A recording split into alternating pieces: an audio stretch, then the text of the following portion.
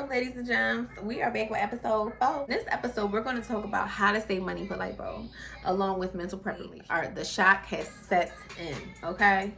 Along with some self-doubt, and it's like, how the hell am I going to pay for this? What did I do? Now, if you lucky, if some of y'all lucky, hold on, I got to fill my eyebrow in because it's looking a little messed up.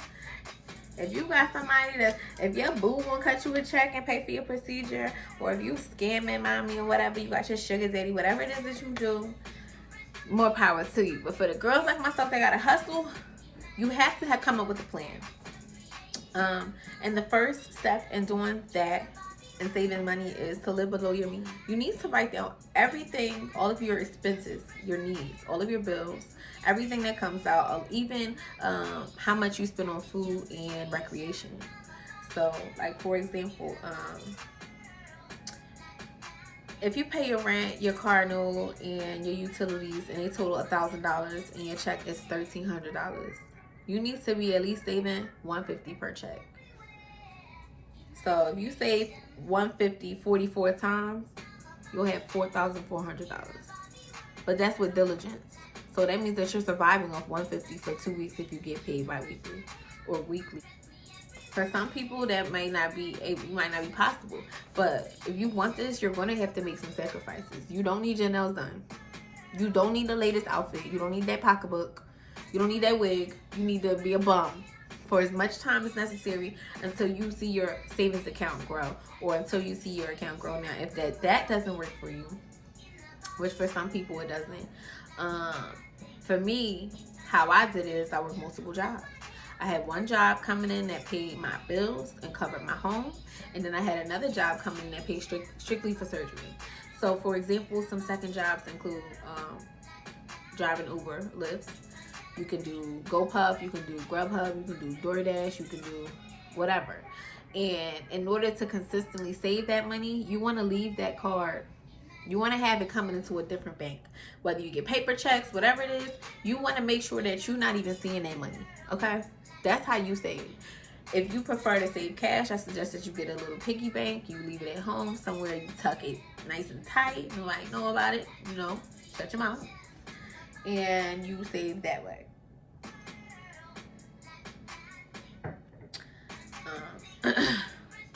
I definitely feel like for me personally, in order for me to save, I have to have 2 streams of income, one going into one bank and one going into another for me to successfully save. And that's just my saving method. That's how I was able to save. And also, once I was able to save my money for this procedure, it's nothing that I cannot save. I put my mind to it. I prayed every day. I manifested every day. I spoke positivity about it. I looked into dolls and stuff like that daily to remind me of why I chose my doctor and to stay optimistic about my doctor and to not constantly flip-flop, because this whole surgery thing is a flip-flop. Today this doctor's hot, oh, I'm going to this doctor. That's it. And then the doctor has a doll that doesn't look the best and you're like, I'm going to another doctor. So you want to just try to stay with one doctor. Before you put your deposit out, send it to multiple doctors. Get all the prices back, write everything down, the good, bad, the ugly, and then you choose accordingly and you stick with it. You can't keep switching doctors. Stop wasting your deposit. Stop sending money to these doctors that you don't even want to go to. Stop. Okay? Also, another thing you need to factor into your budget is so with surgery, you got to pay for your surgery. You pay for the surgery. Okay? That's done. You still have to worry about how much your flight is going to be. Where you coming from? How much is your flight? Are you going to stay in a recovery house, or are you going to stay in a hotel and have somebody take care of you? Are you going to pay somebody to come take care of you? Are you going to bring a family member with you? What supplies do you need? How many massages do you need? Who's going to do your massages? Emergency money. You need money. If you're in another country, you need money for blood transfusions, labs, COVID tests, transportation, food. You got to tip your massage people. You have a bunch of different things, and then you also need to take in consideration your post-op massages once you come back home. You'll be out of work for at least a minimum of 2 weeks, depending on how strenuous your work is, and the bills that may follow. So you definitely want to take in consideration everything, not just paying for your procedure. How the hell are you going to live after your procedure? Take that in consideration. So that's definitely something that you guys need to put money aside for. I want to say while I was in Miami, if you guys didn't know, I mentioned before in one of these videos that I had that I stayed in an Airbnb and I had my family take care of me. Now, we all work in healthcare, so I was more than comfortable with allowing my family to take care of me. However, I did have my massages for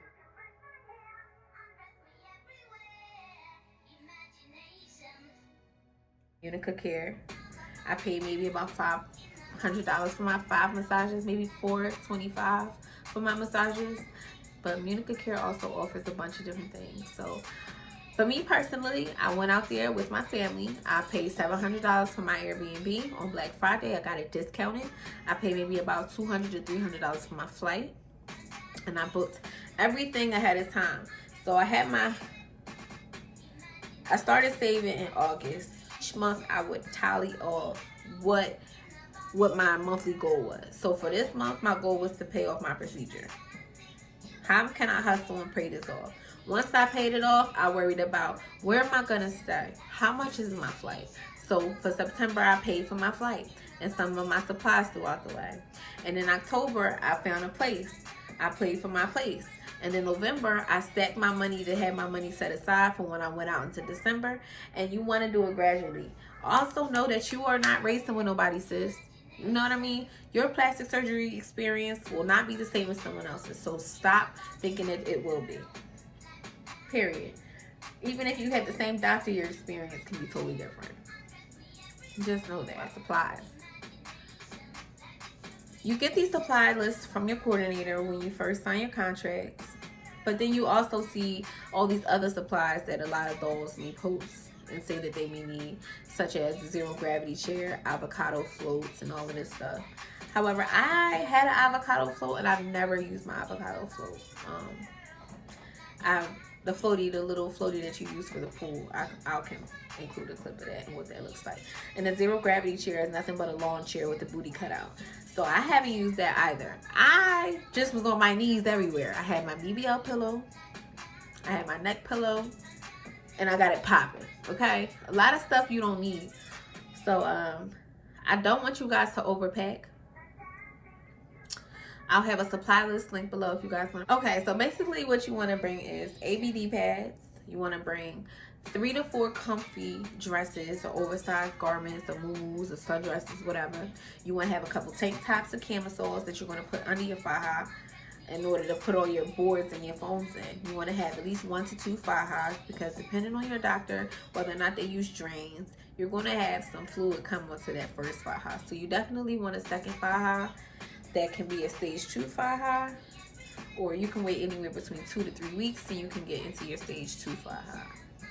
But also contact your doctor and confirm with them when they would prefer, because each doctor is camisoles, TED stockings. You need a bunch of different vitamins to take, ABD pads, the doggy pads, shower curtain liners, if not doggy pads, chucks, disposable chucks, a BBL pillow, and some stuff to keep you, motivated and happy. As far as inspiration goes, you must think positive thoughts. There's a lot of different books that you can read, and there's a lot of different podcasts that you can check out that can help you stay positive. Like, just because you may hear horrifying stories doesn't mean that defines your experience. But if you continue to be persistent in the negative things will, see forward towards you. So it's important that you stay positive about your experience. I believe in the power of manifestation, meaning verbalizing a safe. I need you guys to verbalize a safe trip. I need you guys to verbalize that you're going to have, the results that you desire, that you're not going to have any complications, that you're going to be happy, and that you're not as much as possible. So, that's it for this episode, guys. I hope you guys are enjoying this series. Let me know what y'all think, whatever. And I hope y'all enjoying this red Coca-Cola hair. I definitely want to do something different. It's February, whatever. It's February. I want to come ready for Valentine's Day. Even though I don't have a Valentine, I'm my own Valentine. Cheers. For episode 5, guys.